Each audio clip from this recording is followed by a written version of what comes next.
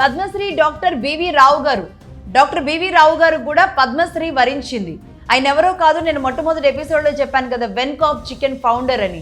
ఆయన neck founder కూడా, అంటే national egg coordination committee founder, అలాగే అంతర్జాతీయ పౌల్ట్రీ ఫెడరేషన్ చైర్మన్, అలాగే దేశ విదేశాల్లో గుడ్డు రేటు ఎలా ఉండాలో కూడా నిర్ణయించేది వీళ్ళే. ఎందుకంటే మొత్తం ఇంటర్నేషనల్ పౌల్ట్రీ ఫెడరేషన్ చైర్మన్ కూడా ఆయన అయి ఉండడం వల్ల ఆ రోజుల్లో ఆయనే నిర్ణయించేవాళ్ళు అనమాట. అలాగే ఒక ఆసక్తికర విషయం కూడా ఇక్కడ చెప్పాలండి, నేషనల్ చికెన్ డే అని ఒకటి ఉంది తెలుసా? అది ఆయన పుట్టినరోజు నాడే, అది నవంబర్ 16న. అలాగే 2 రోజులు జరుపుతూ ఉంటారు దీన్ని, 16, 17గా కూడా జరుపుతూ ఉంటారు.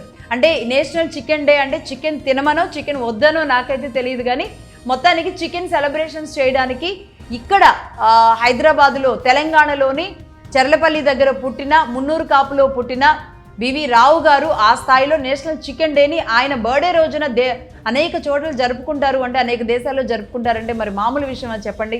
ఆయన పద్మశ్రీ కూడా, ఆయనకి పద్మశ్రీ ఇచ్చి కూడా దేశం సగర్వంగా చాటుకుంది. ఇలాంటి వాళ్ళకి పద్మశ్రీలు ఇస్తూ ఉంటారు.